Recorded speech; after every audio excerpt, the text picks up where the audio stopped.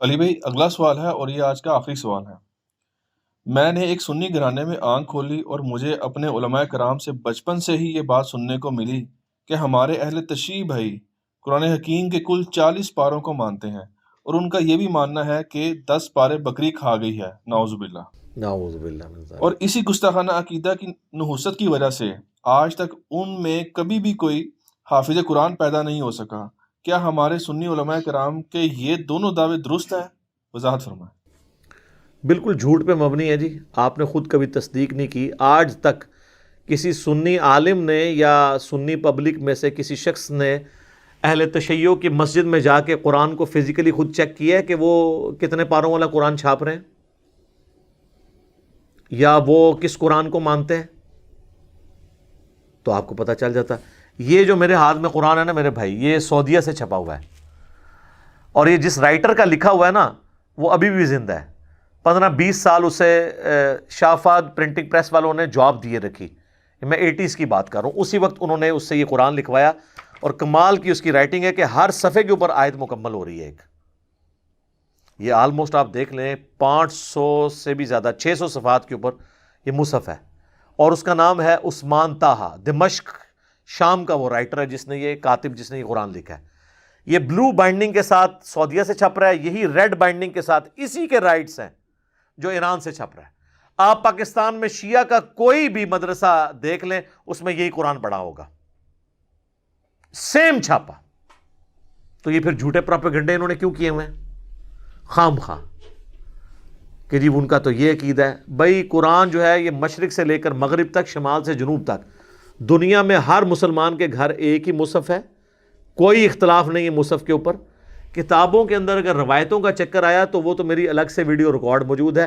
اہل سنت اور اہل تشیع دونوں کے ہاں اس قسم کی مردود روایتیں پائی جاتی ہیں، یا آؤٹ آف کانٹیکسٹ وہ روایتیں کوٹ کی جاتی ہیں جس سے عام آدمی کو یہ شائبہ ہوتا ہے کہ یہ قرآن کو محفوظ نہیں مانتے۔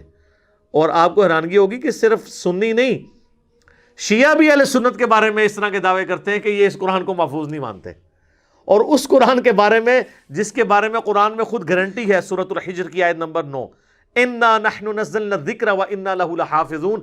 اس الذکر یاد دہانی کو، اس کتاب کو ہم نے نازل کیا، ہم ہی اس کی حفاظت کرنے والے ہیں۔ اللہ نے حفاظت کی گارنٹی خود لی ہوئی ہے، تو اس کے لیے کسی عالم دین سے سرٹیفکیٹ کی ضرورت نہیں ہے۔ جھوٹے پروپیگنڈے ہوتے ہیں، اور وہ یہ جو پہلے مجھ سے پھکی والا جواب لے لیں، یہ کہتے ہیں جی شیعہ چونکہ گستاخ صحابہ ہے نا، اس لیے آپ کو ان میں کوئی حافظ نہیں ملے گا۔ اچھا، تو میرا سوال ہے کہ گستاخ صحابہ بڑا مسئلہ ہے یا گستاخ رسول ہونا؟ تو بریلویوں کے نزدیک اہل حدیث اور دیوبندی پکے گستاخ رسول ہیں، تو پھر اہل حدیث اور دیوبندیوں میں کوئی حافظ قرآن نہیں ہونا چاہیے۔ ہائے ہائے ہائے ہائے، کیسی پھکی ہے اس تو بڑی پھکی؟ گستاخ رسول بڑی چیز ہے یا اللہ کا گستاخ ہونا؟ ہاں، تو اہل حدیث اور دیوبند کے نزدیک بریلوی مشرک ہیں اور وہ اللہ کے گستاخ ہے کیونکہ اللہ کے ساتھ شرک کر رہے ہیں، تو بریلویوں میں تو کوئی حافظ قرآن نہیں پھر ہونا چاہیے۔ تو کیا پریکٹیکلی ایسا ہی ہے کہ بریلویوں کے اندر کوئی حافظ قرآن نہیں ہے، دیوبند اور اہل حدیث کے اندر کوئی حافظ قرآن نہیں ہے؟ تو یہ جو آپ نے کہانی کرائی تھی، یہ چورن بیچا تھا، وہ تو میں نے فزیکلی آپ کا ختم کر دیا۔ رہ گئے اہل تشیع، تو صرف پاکستان میں ٹرینڈ نہیں ہے اہل تشیع کے ہاں حفظ والا، اب حفظ کے مدرسے ان کے آئے ہیں۔ ہمارے پاس جو حیدر نقوی بھائی آتے ہیں وہ حافظ قرآن ہے، اور ماشاءاللہ اس طرح ان کو کراس ریفرنسز یاد ہیں کہ آپ حیران ہو جائیں۔ بڑے پکے حفاظ بھی اس طرح نہیں کہ ریفرنس کوٹ کر سکتے۔ ایران میں ہزاروں حفاظ ہیں، پاکستان میں بھی اب کئی ایک حفظ کے مدرسے شروع ہیں، اور اہل تشیع کے ہاں جو سب سے ایک سمجھ لیں کم درجے کا فرقہ جسے اثنا عشری شیعہ جو ہیں وہ گمراہ سمجھتے ہیں، وہ ہیں اسماعیلیہ، اور ان کی بھی برانچ ہے بوہریہ۔ اسماعیلی بوہری جو ہے نا، انڈیا میں ہزاروں حفاظ ہیں ان کے اندر، ایک ایک خاندان میں سارے گھر والے حافظ ہیں۔ ترجمہ ویسے کسی کو نہیں آتا، وہ مجھ سے رابطہ کرتے ہیں نا۔ ایک بھائی ریورٹ ہوئے، کویت میں رہتے تھے، تو وہ کہتے ہیں میں نے آپ کی ویڈیوز دیکھ کے قرآن ترجمے سے پڑھا تو مجھے پتا چلا کہ میرا یعنی عقیدہ قرآن کے مطابق نہیں ہے، لیکن وہ کہتے ہیں ہمارے خاندان میں چھوٹے چھوٹے بچے حافظ ہیں۔ حفظ کرنے کے اوپر جو ہے نا وہ پورے کا پورا زور ہے۔ عقیدوں پہ نہیں. لہٰذا یہ جو آپ اتنے عرصے سے کہانیاں کروا رہے تھے, بڑے بڑے انہوں نے مناظروں کی نا سٹوریاں بنائی ہوئی ہیں کہ ایک بار شیعہ ایک سنی کو گھیر گھار کے شیعہ ڈکلیئر کر کے مناظرے میں لے آئے, اور وہ حافظ تھا, کیونکہ شیعہ کے پاس تو حافظ ہی کو نہیں ہوتا, اور وہ آ کے وہاں پہ بھول گیا. ایڈی ایڈی کہانیاں بنائی ہیں نے. سر کئی سالوں سے جو قرات کے مقابلے ہیں نا وہ ایران کے قاری جیت رہے ہیں سر. سارے بزرگوں کی ہر چیز ہی کہانی نکلی, ہوائی اڑنا بھی کہانی نکلی, اور جو زمین دیا چیزیں سن وہ بھی غلط, اڑنے والی بھی غلط.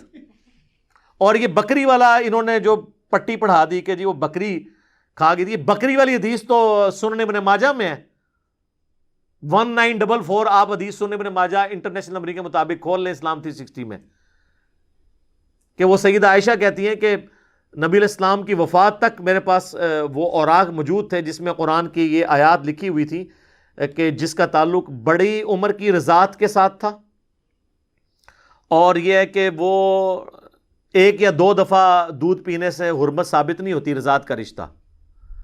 اور ہم وہ پڑھتے تھے, اور حتیٰ کہ حضور کی وفات ہو گئی اور وہ میرے تکیے کے نیچے وہ رکھا ہوا تھا. اچانک ایک دن بکری آئی تو وہ اس کو کھا گئی, کیونکہ اس وقت وہ پتوں کے اوپر اور اس چمڑے کے اوپر لکھا جاتا تھا. تو یہ تو سر سنن ابن ماجہ سنیوں کی کتاب میں ہے کہ بکری کھا گئی. اور بکری کھانے سے کیا ہوا, قرآن سے آیات ختم ہوگی. ویسے یہ آیات جو ہے نا یہ تو منسوخ ہے, یہ تو ویسے ہی آپ کو قرآن میں نہیں ملنے لگی. اور اس طرح کی احادیث کے اوپر تعویل کرتے ہیں اہل سنت. یہ تو صحیح مسلم میں بھی ہے کہ سیدہ عائشہ کہتی ہیں کہ پہلے اللہ کی کتاب میں یہ حکم نازل ہوا, پھر یہ حکم نازل ہوا کہ 5 دفعہ کم از کم اگر کوئی دودھ بچہ پی لے تو حرمت ثابت ہوتی ہے. تو اللہ کی کتاب میں تو کہیں موجود نہیں ہے. تو وہ اہل سنت کہتے ہیں یہاں کتاب سے مراد شریعت ہے, اور کتاب میں پڑھتے تھے رجم کی آیات, وہ سنن ابن ماجہ کی 1944 حدیث میں جو ہے وہ کہتے ہیں قرآن میں پڑھنے سے مراد ہے قرآن کی تشریح میں پڑھتے تھے. دیکھا اپنے کس طرح تعویل کر دینے. ٹھیک ہے ہم مان لیتے ہیں تعویل کو. تو سر شیعہ کے لیے پھر یہی والی تعویل آپ قبول کیا کریں.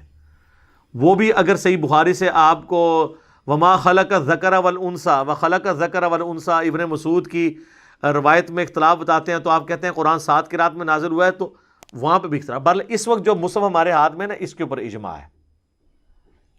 ٹھیک ہے, جو مشرق سے لے کے مغرب تک, شمال سے لے کر جنوب تک یہی مصحف ہے.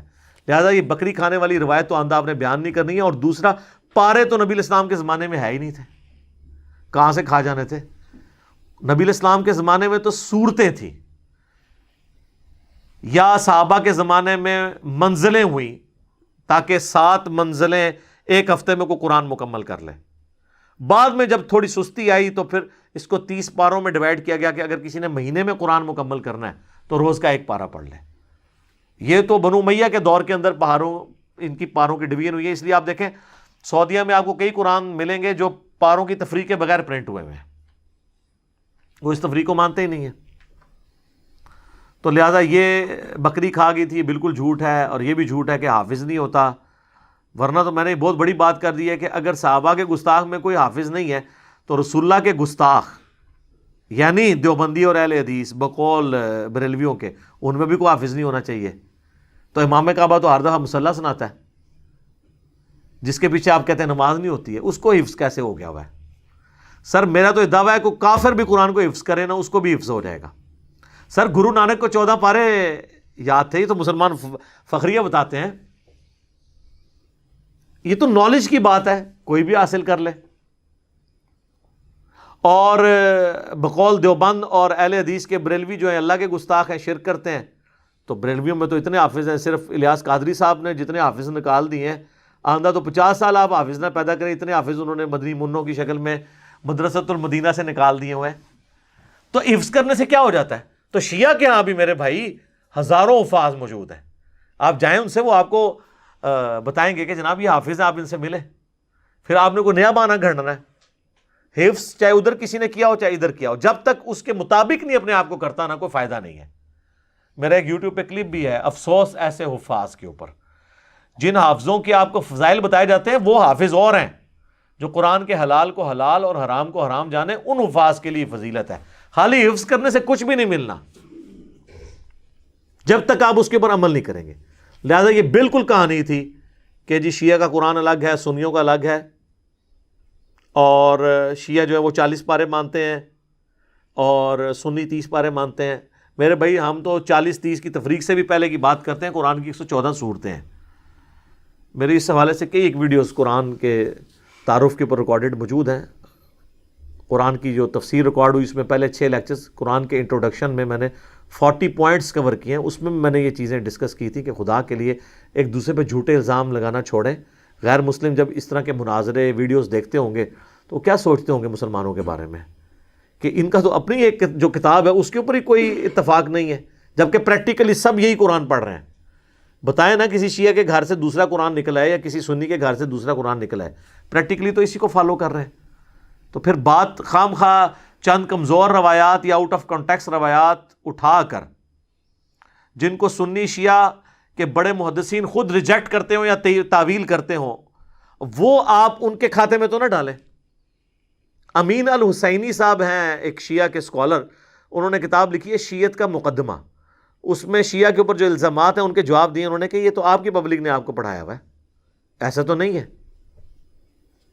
تو یہ پبلک نے خالی شیعہ کے بارے میں نہیں پڑھایا ہوا. بریلوی نہیں کہتے کہ اہل حدیث گستاخ رسول ہیں اور خارجی ہیں، تو اہل حدیث مان لیں گے ان کے کہنے پہ، اور اہل حدیث کے کہنے کے اوپر بریلوی اپنے آپ کو مشرک مان لیں گے. تو سب ایک دوسرے کو کہہ رہے ہیں، اسے کیا فرق پڑتا ہے؟ پریکٹیکلی بات کریں اور علمی اختلاف کریں، تکفیر کسی کی نہ کریں. ٹھیک ہوگا جی. اللہ تعالیٰ سے دعا ہے جو حق بات میں نے کہی اللہ تعالیٰ ہمارے دلوں میں راسخ فرمائے.